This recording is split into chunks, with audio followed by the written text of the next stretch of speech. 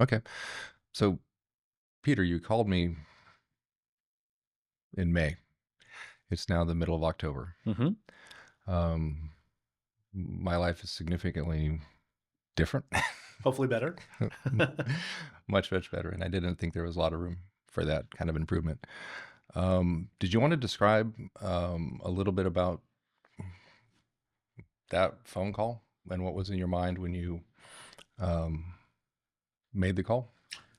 Yeah, I was very excited to meet you and to chat with you because it seemed to me like um, the various thoughts I've had over the years around what we can do to make science exciting and interesting for people. We can do to really amp up, energize education Hmm. for children, and just many of these kinds of things have been just simmering in the background for me. Right, I Hmm. have many other things to do as my day job in the foreground of my mind, um, but with the events that led up to the formation of ASC, I I realized that, of course, I don't have the bandwidth to do this alone. This Right. is going to be a thing where I need to gather a bunch of people together and then let them organize and do the barn raising, right? Yeah.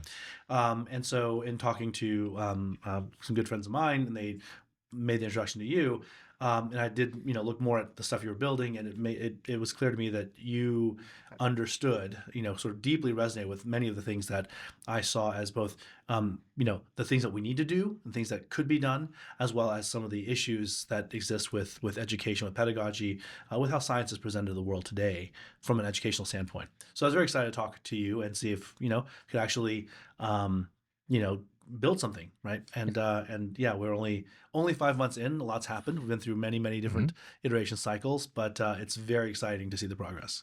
It is. It is. Yeah. So for people who don't know, just generally speaking, I have a small school called Austin School for the Driven, and it was inside a small makerspace. And that makerspace suited us just fine, but we were starting to look for a new home. Hmm. And we made the connection and started talking. We got pretty excited on the first phone call. As I recall, we had a second phone call. Hmm. And I think the deal we looked at is I'm keeping the middle school small, but you would like to see a much larger STEM center Hmm. to serve the community. And with that, we're looking at primarily 3-hour field trips of high depth and complexity, lowering the age at which this content is approached. We're looking at a place for FIRST Robotics, not just the one team there, the HowdyBots team, which is an amazing team, but they are supporting a first regional support center. Hmm. So we're serving that population, and we're looking at other things like pre-workforce development and corporate team building. So generally, it's a STEM center. Hmm. We're not looking at it as it's open all the time to the public, so it's not a science museum. Right. But we're now in the stage where we have a building, Hmm. um, and we are taking down walls and putting up walls, putting together the electronics lab, putting together the machine shop, and putting all of these tools in to best serve the community in advancement of STEM education. So Hmm. that's the context of this conversation. I definitely appreciate you taking the time to be here. You're busy, and to come out here to the HiCam studio. They've let us use this podcast so we can have these conversations. And I just wanted to unpack a little bit more now that that larger context is there. Um, I don't know, some of the maybe start with the spirit or the motivation, the sense of wonder. You said when we were talking about mission, Hmm. you gave me a description of build me a place that my 14-year-old self would be happy. Hmm. So I don't know. Do you want to talk a little bit about joy of learning and spirit first, or kind of that emotional overlay to the learning? Yeah, I think the some of the motivation was actually fairly uh, prosaic in that I come in contact with many different kinds of programs, summer programs. I looked at various kinds of local alternative schools and whatnot for my children, and I realized that there were many people trying to do interesting things Hmm. for hands-on learning, for Yeah. project-based learning, and many of these things are hard to do because of the logistics of finding space. Um, and furthermore, many of these things are sort of off in their own little place. Hmm. And so if you had a single place where all this came together, you start putting together something that starts building energy, right? And Right. that's a very non-scientific term in this context, but it's real. When you get Right. a lot of people having fun, building things, learning things, trying things, there's a lot of this. There's a lot of serendipitous kind of interaction that occurs. So looking back on, I mean, it was almost sort of like in a retcon sense when I looked back and said, as I'm looking at building this thing, as I'm trying to put this together, I realized that I'm trying to build a thing that I would have loved to have as a kid. And that's when it clicked for me that, like, Yeah. okay, of course, because I had read a few years ago, even as I was looking into like blogging more, or how to do better sense making about a very dynamic world. Someone had this advice of like, uh, don't try to work too hard to find your audience out there and then contort yourself to whatever. Think about what you needed at a particular time in your life. So, for me as a someone who's deep in the software and technology industry, if I was to write blog posts, or really build content for someone, for someone in that industry, um, really look at what did I need when I was in my early 20s, just getting started, right? Mhm. And just, we all know ourselves pretty well. So like look back at what you needed back then. So looking at my 14-year-old self, or my 13-year-old self even, what were the kinds of things that would have gotten me excited? And it should be no surprise that many of these elements find their way into either what is happening or what we want to have happen Right. at ASC, right? Um, I've always been, a science nerd. I've always really loved math, um, and really hands-on building kinds of things.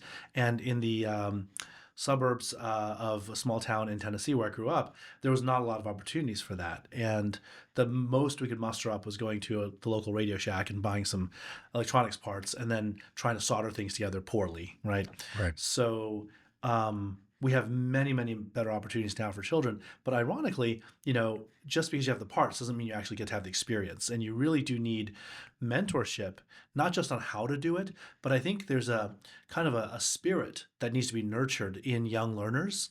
And having a center like this, I hope, brings together. Really serves to be a beacon for everyone in the Austin area that wants to come together and wants to teach children with this kind of approach. And it's not only just science and math and equations and formulas.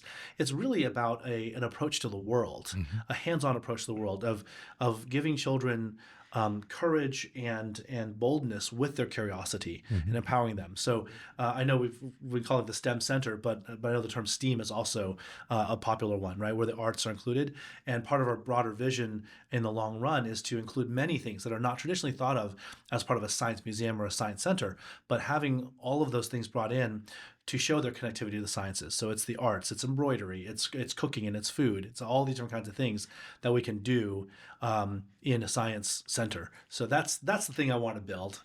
And I'm just very, very grateful to have met folks like you and others that were starting to pull into the Hmm. secretion disk, right? Yeah. That want to make this thing a reality. Let's talk about that human accretion disk, Hmm. right? A little bit. That was a term that you minted in one of our meetings. Did I come up with You did. that? It's the astronomy nerd in me, I Yeah. guess. Or you came up with accretion, and I came up with human, but I'll credit you with that. And it's not an advisory board.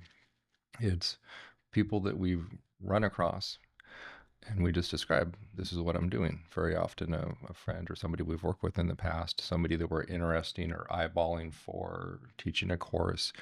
And I've been amazed at this document that's just internal for now, and it's the breadth of people that are excited, right? Yeah. You can talk to somebody who's a professional machinist, and that's what they do. They don't work with children, and they're like, that's what the world needs now. You talk to somebody who, I'll leave the name off at the moment, it was a little more of a private conversation, but somebody who's leading in academics in technical areas, and sitting and talking to them, and in their office they're looking at, this is what the world needs now. You got to start at 10 years old and expose them to things that usually, what, third year engineering, something like that, is where you get into real content. And they're saying, you don't have to wait. If you have a center like this, and you have passionate adults, and you Hmm. have mentors, You can scaffold some of the math, you can scaffold things, but it's much better to really take some of those third year or parts of those third year courses and approach it at 10. Right. Because from his perspective, the time is wasted from 10 to 18. You're going to be what, 21, 22, something like that. That's a long time to wait if you can start learning some of these concepts now. And then when children are exposed to that, students are exposed to that, their motivation goes up, because it's not just, it gets more fascinating, right? Hmm. It's less boring, but they're also very aware they're doing something that everybody else is 22, 23 doing, and they take a great amount of pride in that accelerated learning, and then being able to do it hands-on is very, very important. So just the breadth of people in that document, that I think some of them will become advisors, some of them will become teachers, but just that we are forming this accretion disk. And I imagine people watching this video will get some emails and say, hey, Ideally, how yeah. can I get involved? And I think that's Right. kind of, the reason why we're having these conversations, getting these things out there as soon as we can, is to just hoist the flag, That's right? it. And we're hoisting the flag and saying, look, we're doing this, and here's why we're doing it. Yep. Here's the nature and the character of the people who are Yep. doing it, our motivations. Here's what they look like. Hmm. And I think, one thing that's really refreshing about this whole thing is we don't really define ourselves by what we're not. We're not sitting here trying to fix science education. We're not Right. sitting here trying to say this or that is bad or isn't working, and all these, like, just a lot of negativity and Right. critique. It's more of, for me at least, the energy always comes from a positive place, which is, Hmm. here's a child, here's a human child. Yep. They have curiosity about the world. Yes. Many of their questions about the world, especially in a world of the modern day, which is filled with technology and Hmm. filled with all sorts of things, many of their questions are are not just answerable, but we can actually teach them the tools to answer those questions, to explore, to build, and to probe the world Yes. around them at a very early age now. Yes. And we should do that. So Yes. it's fundamentally, I would say that the spirit of ASC is Hmm. fundamentally a statement of positivism. That we Hmm. do believe that if you take children, well, actually, I use that term, learners of all ages, Hmm. right? The child could be age 12, could be age 90, but whatever it is, if there is that curiosity and there is a true openness to learning by doing and learning by putting your hands on, not just Hmm. spectating, but really Right. putting your hands on tools, implements, trying to work out things for yourself, that is just, it connects to such a deeply fundamental universal Yeah. aspect of humanity. So for me, this is the flag that we're hoisting. What's on the flag? Well, it's anyone who really, who wants to, who wants to, help put that energy back in the world. Right. And so, all that being said, one way I would sort of get a little critical on the structure of the world today is that we have a lot of institutions, we have a lot of structures and processes, and formal certifications, formal this, formal that. And in the process of doing all that over the past several decades, there's certain kinds of, some essence has been lost. And I think, I that you asked me to bring a couple of books that we could Yeah. talk about. Yeah. One of the books that I was going to bring, I couldn't find it, but I'm huge into astronomy, and when I first got started in the early '90s, Edmund Scientific still was running and still running. They were still printing and selling their old books from the '60s even. Hmm. So Edmund Scientific would sell a lot of kits. You have a lot of science kits, little robot bugs you could make. You could buy little starter telescope kits. You make Yes. your own telescope. And they had this book from the '60s that was telescopes you can build. And it's this beautiful thin volume, and in it walked through the principles of optics. Here's how Yep. you build a refractor, a reflector, small modest scope. Here's the Edmund Scientific catalog part numbers for the various Hmm. pieces. And this was written in that 1950s, 1960s style. And what it's really a time capsule. Right. I got it as an immigrant kid in the outskirts of a small town in Tennessee in the '90s. Hmm. I recently, in the last 4 or 5 years, ordered a copy of it now in the 2020s. And I Hmm. look at this thing, and I look at it, and I think of, like, there was a time Hmm. when, as a nation, we made materials like this because Right. we expected, not only do we expect our children to be able to engage with this kind of material, but we also, as a culture, wanted them to, right? And something has been lost for sure in this time period.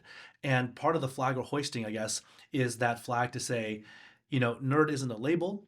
Nerd is actually, when you're going and you actually have a curiosity about the world, it's the most natural thing, that the most universal thing, and we are here to help empower everyone who has that desire.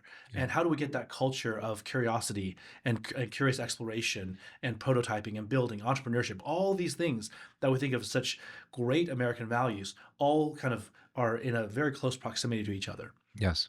I'm highly encouraged that in my past 10 years of teaching, in the makerspace context, um, just because that's been lost, I found it's actually a very short pathway to awaken somebody. Yes.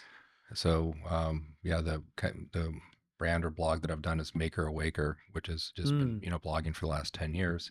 And it is so magical when a student picks up something that they don't understand for the first time, and they're initially like, maybe they don't have an interest in it, but if something visceral or unexpected happens, um, and they get that first smile and then the first why, and if the why happens when they're smiling and there are adults there and the resources to start to flow down that road, after a few hours, that student is on, Hmm. right? And so I've found both with students and adults, that what you're saying is absolutely true, but with the right context, and the thing that we're building and the thing that I want to see over these next years is on.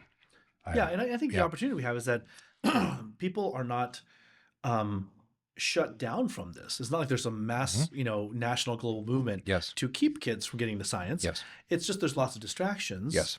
and these things have been sucked out of, for the most part, traditional education. Yeah. Like, teachers are trying their best, everyone's trying their best, but let's be honest, like it's a lot of it's not this kind of engagement, right? Maybe you 100%. get a little bit Yeah. of it if you're in a good school district and you have well Yeah. funded and teachers who have the energy to do it, but um, but really it's the distance, as you say, is not so great because people have a natural hunger for this. People They want do. to know about it, Yeah. um, and and I think yeah,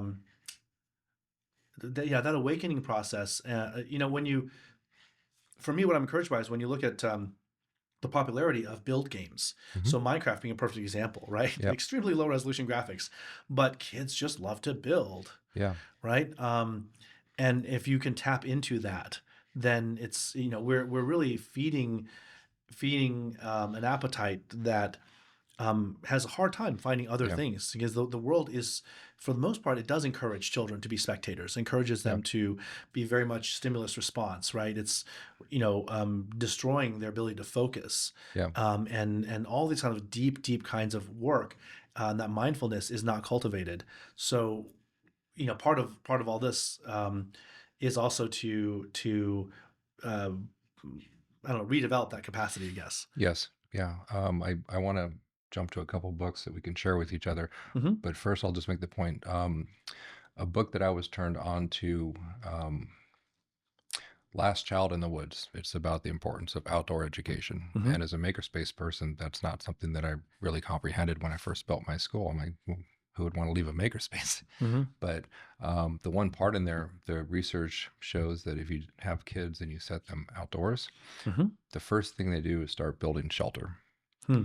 And so maybe that building and making that's universal to us, Hmm. right? Maybe that's been with us a lot longer than the change in society where we've gone away from it. And maybe that's why it's so easy and such a short path to Hmm. awaken somebody.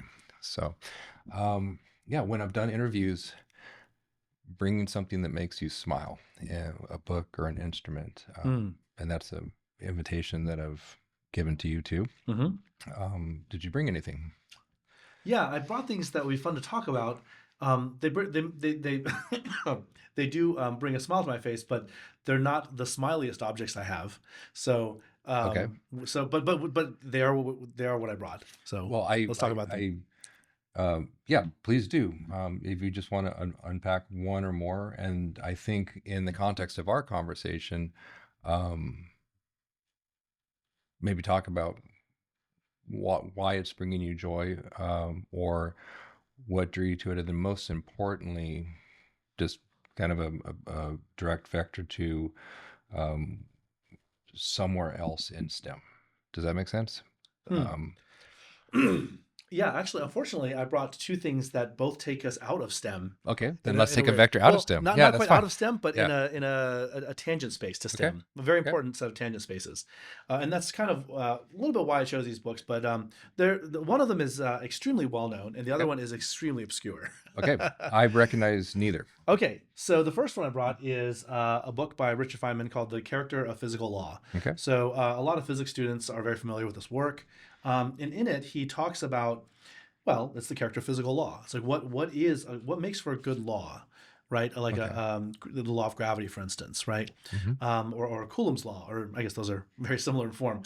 But in this is really a transcription of a lecture he gave, and in it he sets out, like, he talks about, well, I read this when I was probably a sophomore, Hmm. maybe junior in college, and the reason, I mean, first, it's an excellent book, and it just reiterates how great of an articulation. Well, what's the term? What a good Feynman's always had a really amazing skill at being an interlocutor for science. Hmm. So it just again reinforces this. Um, but the interesting thing about this is that it's not about any particular law, right? It's not like here is a large exposition about electrodynamics or Right. quantum theory. He talks about something transcendent to uh, physics laws and the laws of nature and scientific laws and theories and all this stuff. He that's why it's the character of physical law, right? And he talks about things like symmetries and what makes for something that's a kind of a beautiful and elegant explanation of what we see in the world. So this is really interesting because when I read this at the time, I was in a pretty intense physics program, and it was a lot of studying, like, okay, yeah, here's how you solve this particular kind of problem. Here's these formulas, these equations, all Right. these kinds of things. So for me, learning more about science was like learning kind of like deeper ways to think about problems. Right. Especially as a physicist, you try to really get to like first principles. What are the things to understand about the system that's happening? What is, in my library of equations and dynamics and forces that I know about, what can I bring to bear? What are the mathematical tricks I can use? And this book takes you right out of that. And this book goes to the other dimension. It says, what makes a scientific law actually a good law? What Right. makes it actually something useful for us as scientists and as reasoners trying to approach the world? So this is the first time I really felt like I had that, not conversation, Hmm. but had that perspective dropped on me to say it's not just, does this equation describe that phenomena? Can you stitch this equation or this principle with that principle and explain bigger phenomena? There's something more transcendent to the explanation, right? And anyway, this was an interesting book Yeah. in that regard. My kind of first reaction to that is um, when I'm teaching geometry or trig, I want to have the students slow down and understand the terms, Hmm. almost like you would look at an equation, and they're like Bakelite knobs that you can turn. So if you're Yep. looking at the shape of a parabola, Yep. understanding what each term does, because you'll forget the equation. But I've been a successful teacher if somebody from 10 years from now can reconstruct the equation based on logic. Hmm. This is how it should work. This is it. To dare to approach the character of physical laws and start thinking about what makes a good law is extraordinarily powerful. Hmm. People just, that's the law, right? And to be able to say, right? So it's not just to, I don't know how many people want to be questioning physical law nowadays, but if there's some breakthrough with warp travel or whatever, but just, yeah, thinking about what a good law is, that's mind blowing. That's one I'm definitely going to Yeah, take a it look really at that. gets to sort of that sense of not quite touching the face of God kind of thing, but Yeah. so that there's there's an elegance to it to reach Hmm. for, right? That there is actually Yeah. there's a beauty there, and that's not nothing. Mhm. So this is why I said, you said, like, Yeah. does it take us to adjacent space in STEM? Sort of. It actually takes us to a transcendent place Yeah. beyond STEM, but sort of through it, right? Which is that when we're trying to find these explanations, we're trying to describe how things affect each other. There is principles of like an economy of explanation, Right. right, and whatnot. So he talks about symmetries and other kinds of things in here that are just, again, it was the first time that I really encountered that, thinking about these principles in science not just as like tools and equations, Right. but thinking about the structure, like what does it say about our reality that we have these kinds of things at our disposal to use even. And one thing, since you brought up sine and cosine and trigonometry, have you ever looked at the etymology of the terms sine and cosine? No, no, It's I haven't. absolutely fascinating. Okay. It is those terms come to us via a mistranslation of a Hindu term. Okay. Yeah, I it's really it's one of my favorite little bits of math trivia. okay. But basically, the Arabs had, I think, they transcoded a Hindu concept, and then when it was translated into Latin, it was sort of like, then something else was lost in the translation because they put some vowels back where they're not supposed to be, and then we end up with sine and cosine being very interesting terms in Latin. In any case, fun thing for you to research. Definitely, for sure. The second book I brought is The House at Ottaway Bridge, Okay. and this book is, so Ottaway Bridge. This place basically in Los Alamos, right? Los Alamos is where everyone who's now seen Oppenheimer, Los Alamos is quite famous again. But that's where we did a lot of the research, the scientific research behind the atomic bomb Okay. in the 1940s. And there was a little pueblo there. There's a pueblo there near Los Alamos. This woman lived there, Edith Warner, and there's a bridge across like one of the ravines there, and a lot of interesting characters came through that area at the time. And then there's the Oppenheimer, the Niels Bohr, all these other kind of famous people who came to the lab. And so this is a story about the story of Edith Warner in Los Alamos, and all of the kind of just that's it's Native American reservation land, and Right. there's a lot of like Native American life through there. So this is a story not about science at all, but about people living in a particular place at a particular time, and their life and that human civilization there, as this incredible bit of science and human civilization rolls through it. I don't have a better way of putting it together other than that I got this book at the end of my second summer working at Los Alamos as a summer student, Okay. and I had an amazing time there. I learned so much. I had to blast. It's a very magical place. New Mexico is really beautiful, and I knew I was going to miss it when I left, and so I was just at the bookstore and I found this book and I was like, oh, it looks interesting, so I got it, and I read it and I realized that this tells a story about a time that I wasn't there, about a place, Hmm. right? Well before I got there, about people who are no longer here. And yet there was a connection with all of that I had not anticipated. Was it one one family's perspective or several families or people It's who are there in the community as all this stuff rolls into that area, Yeah, or the it's interplay really, it's between? like it's just I guess it's a lot of little stories. It's almost Mhm. painting a picture of life Okay. for uh, uh, the people that were coming through, and it was really focused on Edith Warner, right? Because Okay. she was just, her house and the location she was at Right. was just very central to Okay. a lot of these people, and so it's almost like, when they do TV shows, and they will, like, if the show is generally focused on like, oh, it's a spaceship, so you've Right. always got like the captain and like the first commander and Uh-huh. all these people, Yeah. but then they'll switch the episode to doing it like a day in the life, and they go below decks and like, Okay. here's the cleaning crew, Yes. here's someone who's maintaining this like ship that then has to go Yeah. off on this big mission, right? And you get that kind of picture of the slice of life. Uh-huh. This for me was a little bit of that Okay. kind of a feel, Yeah. but the reason both these books kind of opened my eyes and my mind in a different way, right? This took the idea of physics as being more than just a collection of clever observations and mathematical formulas into something that's much more transcendent, touching the face of God, Right. kind of.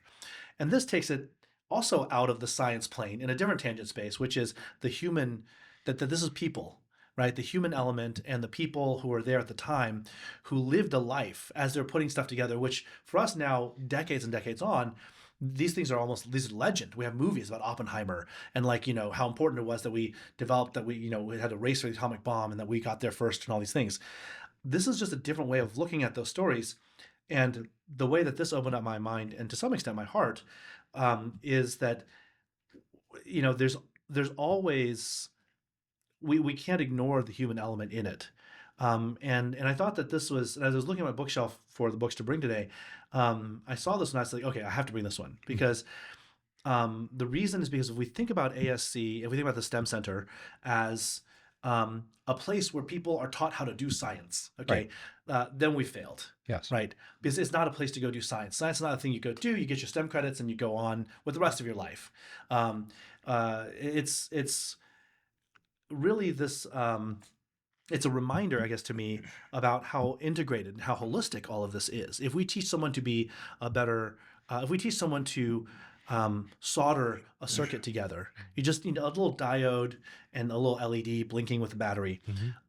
You haven't just taught them how to make a little circuit.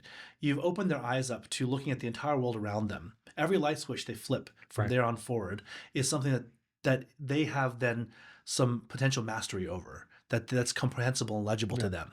They no longer live in a manufactured world that they can't touch. Yeah.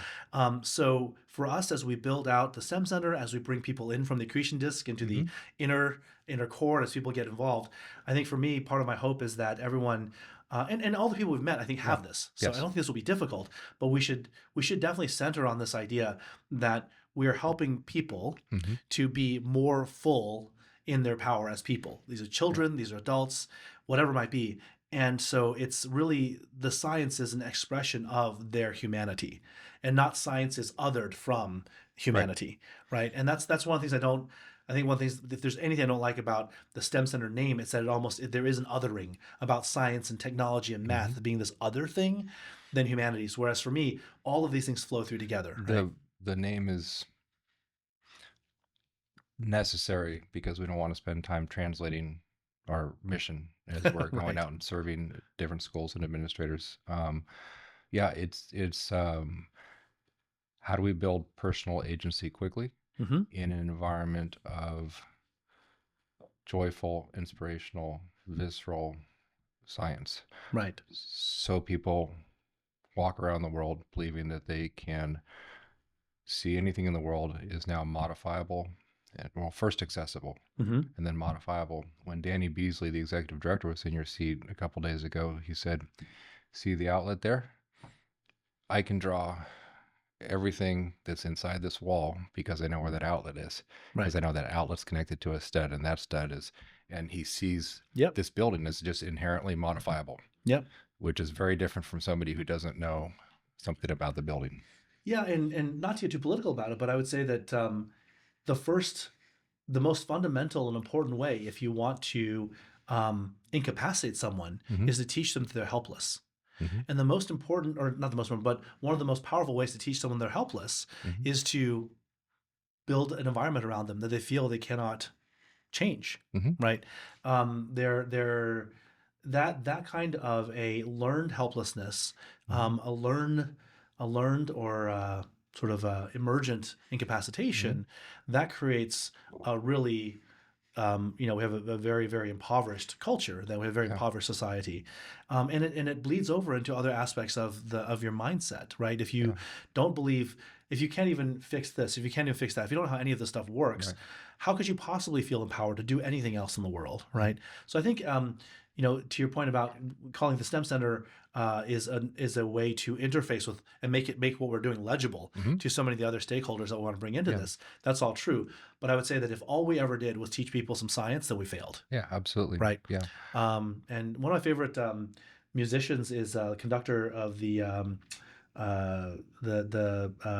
Boston Philharmonic, Benjamin Zander, and he does these master classes for piano and for violin and for cello and all these things. And in the master class, one of them, he has this great line, and he says, "Look, you cannot be a better musician than you are a person." Right? And I think that is true for the science as well. Yeah. That we can't be a better scientist than you are a person. Yeah. But then vice versa, right? if you don't know how to think scientifically, if you don't know how to approach the world with some of these tools, then you're very limited as a person as well. Yeah. And that sense of agency and freedom to learn. I think an example that comes to mind right now are doctors. Oh, I'm going to see my doctor. Hmm. Doctor says do this test, do this thing, and generally we have good doctors, and generally there's some good advice. But I think it's a lot rarer mindset that I'm paying for this doctor, and I'd like to know the reasoning and science behind the thing that you're recommending. Hmm. And then that's just a very rare mindset. So when we start to look at an expert in physics or an expert in biology, and we just say, well, they're the expert, I want to admire all the work they've done to bring whatever current research there is to the table. I don't want to Hmm. take any of that away, but that doesn't somehow mean that I'm down here somewhere. I should be able to ask questions and understand. Hmm. So I want to acknowledge what they've done, but at the same time, they're not somehow above. We're all humans on Earth doing things, learning things, and yeah, there's that mindset to say, oh, why, right?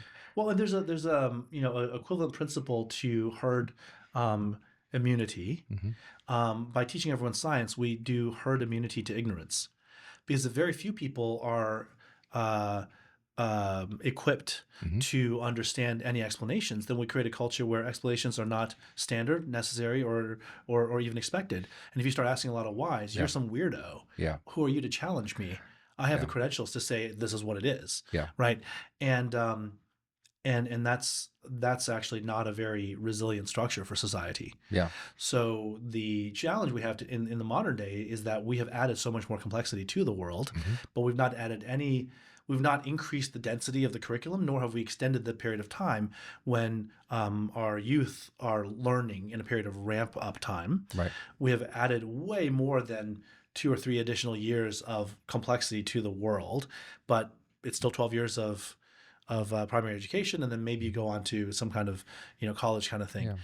Yeah, And uh, I hope that in some future version of the world, we'll look back at this time with just kind of shaking our heads, like, how do I ever right, think that was going to work, right?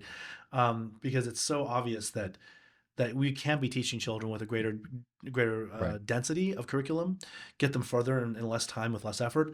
But at the same time, we should be setting our expectations so that people are not turned into just these very narrow mm-hmm. specialists, uh, right? You should know something about chemistry because you take all sorts of medicines. right, You need to know something about physics because you're driving cars, you're playing sports, leverage things. You need to know something about the body. You need to mm-hmm. know something about your food. You got to know something about a lot of stuff. Yeah, You got to know something about computers and electronics, mm-hmm. right? There's all these things that people need to learn, and we at some point just fell off that thread from a formal education Mm-hmm. perspective, and certainly from a, I would say, well, civilization sounds too big, but from a cultural perspective here in the Yeah. West, we just like, well, whatever, you know. A question for you to follow up on that. Everything that you just described, Mm-hmm. and that mindset, and the viewing the world as accessible and modifiable. Um, in my school, I have slightly different language, but I don't know if it's for the same thing or a different thing. I talk about the hacker mindset, Mm-hmm. and the quickest example I can give is if you take an orange cone in a private parking lot and you put it down in the space, 95 out of 100 people are just going to drive on, even if the parking lot's crowded. Oh, there's an orange cone there. Mm-hmm. And so the phraseology that I've kind of developed is question the premise of the question politely, Mm-hmm. or just question the situation politely. Is that at all related or adjacent to, or actually the same thing with what you were just describing? Um, I think it's adjacent to it. Okay. Um, there's there's definitely a dynamic in the world where, oh, not dynamic, but people have different personalities, Mm-hmm. and some personalities are the probe and find out personalities. Hmm. These are not absolutes, right? People have some mixture of these things, Right. but some people have much more of a predisposition to question, probe, try things out. They're the rebels, the bad boys, Mhm. whatever. And then there's other people who are very much going to be orderly, law-abiding, rule-abiding kind of people. So I don't think you can really change certain aspects of personality because that's just kind of what people are comfortable with Mhm. for a variety of different kinds of reasons. Um, but what we want to do is get to a point where um, uh, people don't feel like they need anyone else's permission Yes. to try to understand deeper. Yes. Right. I grew up in the area of the country I grew up around. There was a very large amount of extremely, I would say, very, very sort of fundamentalist evangelical kind of religious tradition. And I grew up atheist.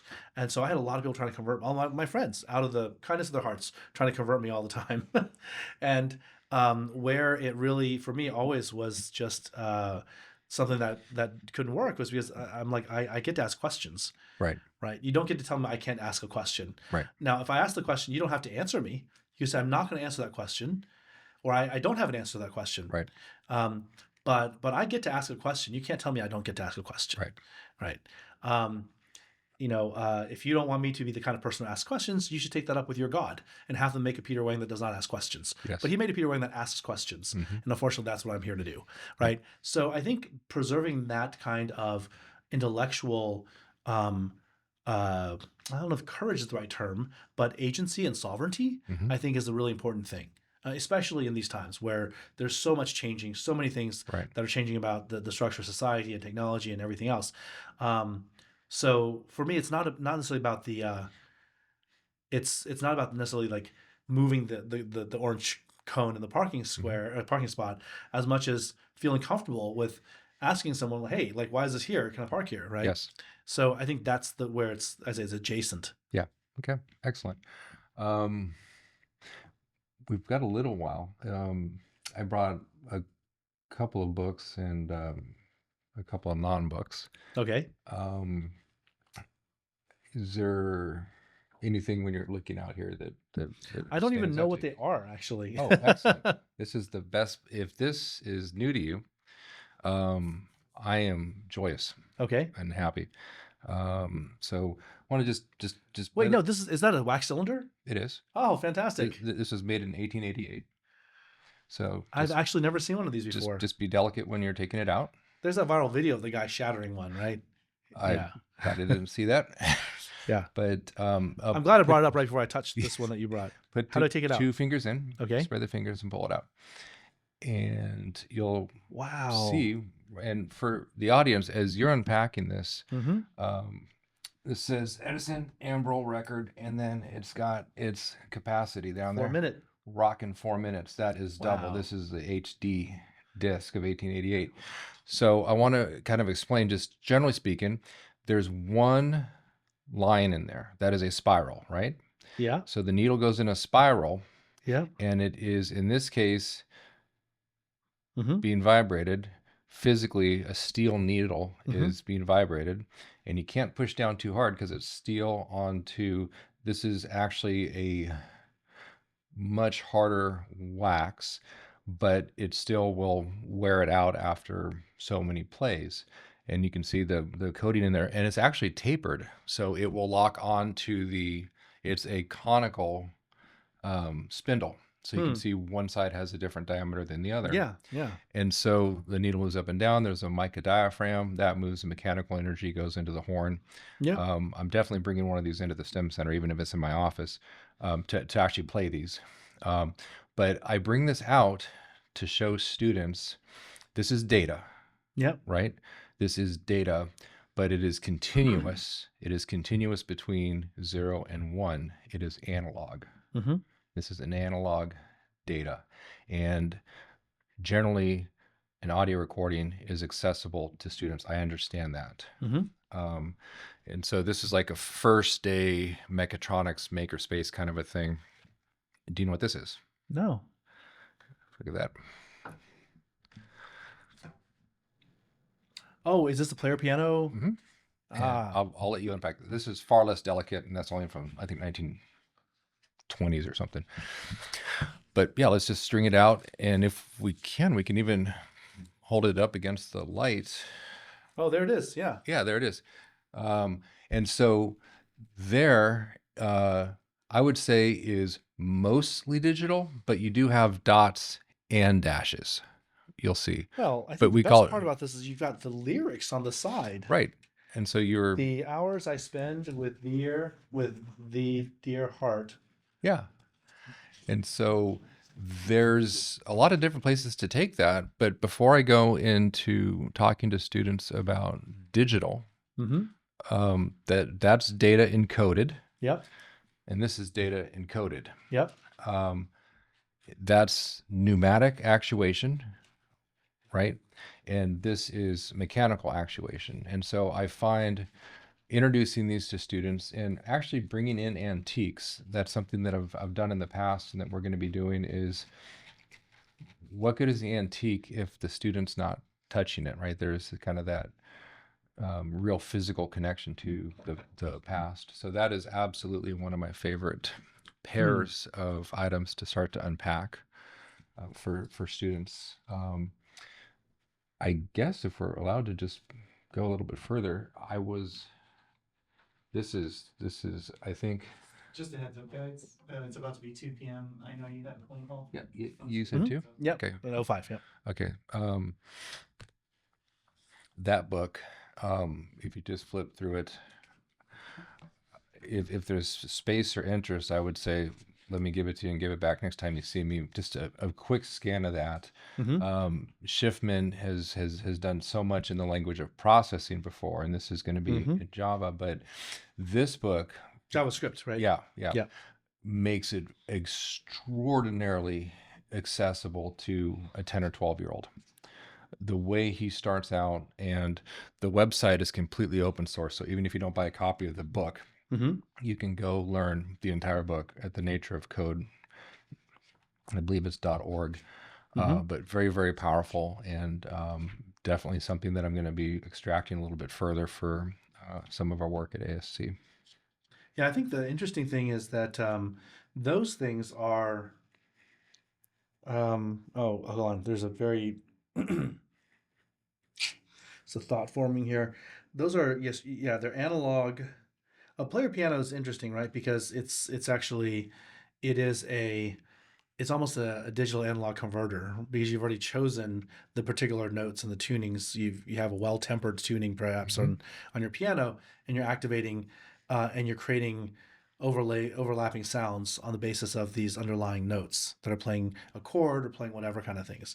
So although each sound vibration is continuous, Mm-hmm. the perceptual response to it is like for instance, I mean, this would be an interesting thing to say. Yeah. On this wax cylinder, Yeah. you can encode a trombone going wow. On that, you cannot. That's correct. You cannot generate that continuous Yes. range of sounds, Yes. even just a single note sweeping a set of 100%. frequencies, Yeah. right? Yeah. Whereas coming to, and then the reason I bring that up in the Yeah. context of this book, this is the nature of code simulating natural systems with JavaScript. Um, it seems like it builds very nicely, right, from sort of underlying pieces up. And one of the things that I did in college when we were learning dynamical systems was starting to really understand the nature of quantization and how much, we went quickly into into chaos theory and complexity, and how much small changes in the starting conditions lead to dramatic changes in the outputs. So the interesting thing here is that this is simulating um, simulating natural systems, but simulating them from what I can tell here, what they're doing, Mm-hmm. they're simulating the outputs to look like natural systems, Correct. right? Yep. And the differences with real well, I guess they get here to fractals and Yes. evolution Yeah. computing. So it builds then to when it's open ended Mm-hmm. and is not deterministic, Yeah. right? What does that look like? And then you start getting to some very interesting stuff where computers can't actually Yeah. simulate those things. It starts to go into 2-body, then 3-body. Exactly. Right? Exactly. Yeah. So, Yep. anyway, I would invite Very you to interesting. take a peek at it if you're interested in bring it back next time, because that's definitely going to be influencing some of what we do.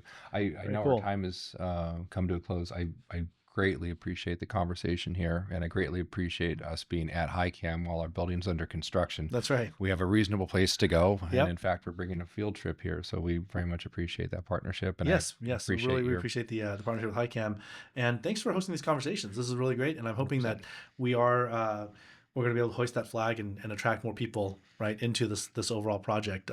We started with a building, started with a phone call, which led to a building Yep. here in Austin, but hopefully leads to many more things beyond just Austin. Even 100%. Thank you. thank you. Appreciate it.